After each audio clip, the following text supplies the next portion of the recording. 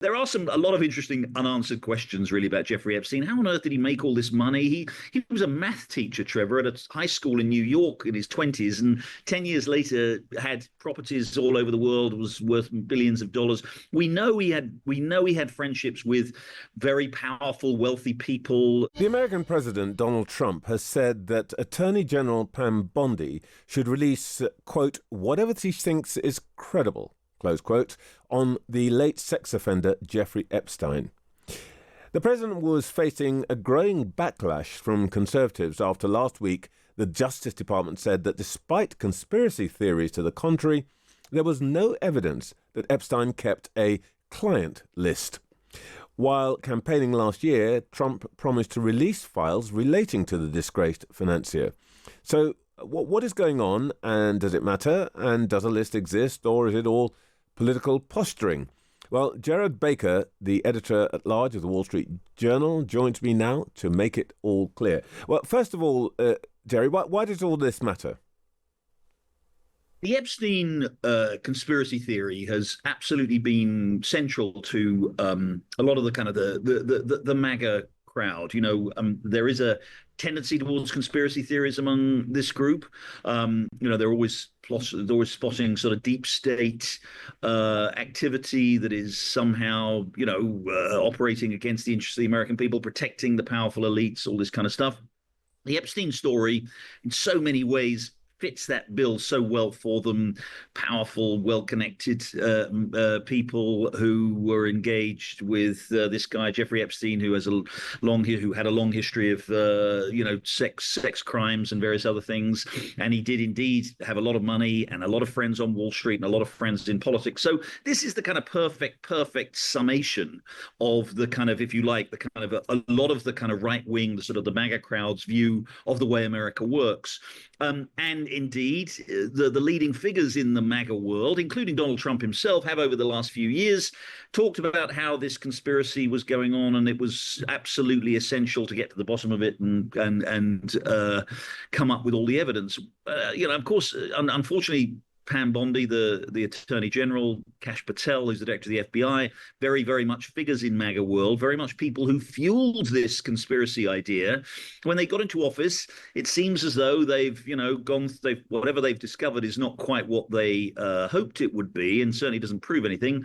And so they basically sat on it. Well, they actually haven't sat on it. They've said there's nothing there. This, of course, does not go down very well with people outside, in MAGA world, but still people who are not inside the administration, and so they're furious about it. Well, as a teenager would say, it's all a bit orcs, isn't it? And in fact, his ally, Mike Johnson, the Speaker of the House, has called for the Justice Department to make these documents public. What do you think is going to happen? Will they give in, or will they just say, look, nothing to see here, move on?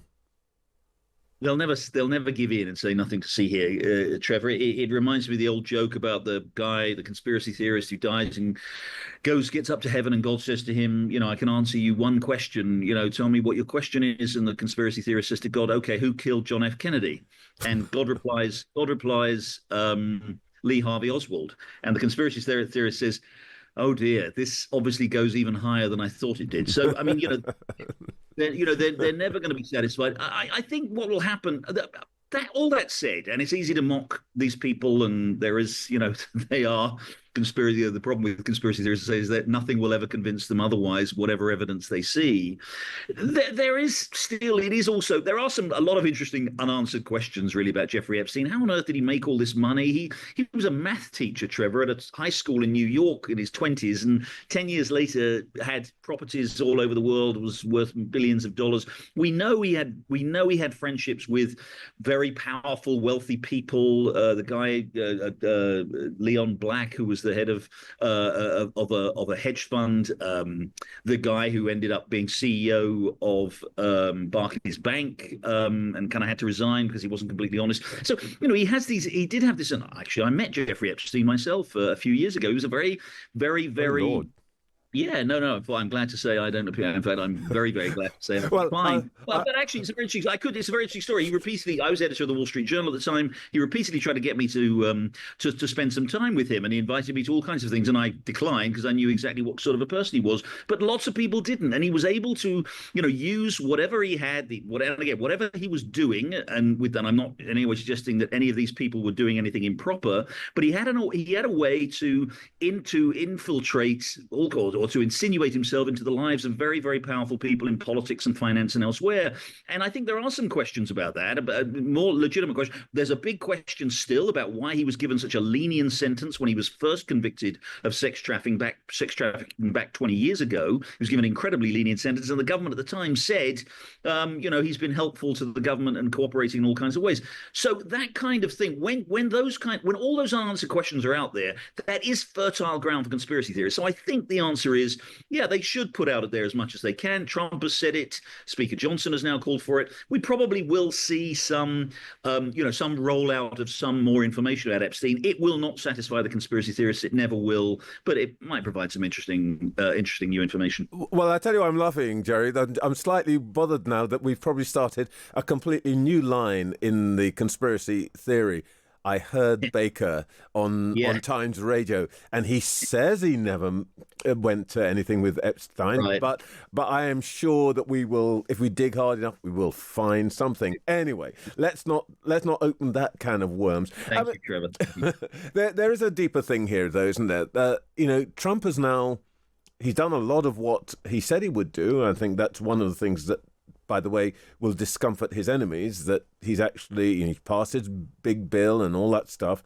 But some people will say he's changed his mind on NATO. He is actually getting very involved in a particular way in the Ukraine thing, not maybe dragging the Americans back into the war. Similarly, on Iran, is the MAGA coalition fraying at the edges at all? No, because MAGA is Donald Trump and Donald Trump is MAGA. It's absolutely true. Everything you've said is true, Trevor. Indeed, I wrote a column last week saying that Trump is proving himself to be a pragmatist, whether it's on Ukraine, whether it's on some immigration things, which he's already backing off some of the sort of deportations for immigration, various other things. He's proving himself to be ultimately a pragmatist and not the kind of hardliner, if you like. He's doing a lot of dramatic things, but he's shown that when reality gets in the way of what he wants to do, he bows to reality. And that upsets a lot of people. A lot of people in the MAGA coalition, are upset about Ukraine, are upset about the bombing of Iran, are upset about what he's doing on some of this immigration stuff. But in the end, Donald Trump's appeal is Donald Trump's personality. It's as much a kind of cultural issue, Trevor, as it is about policies.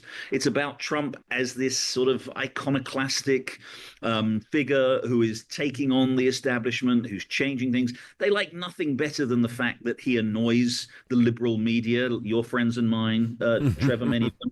They love all of that, and so they'll forgive him. They'll forgive him these transgressions, and ultimately they'll go wherever he wants to go. He really is, it is that powerful a force that the Donald Trump leadership represents.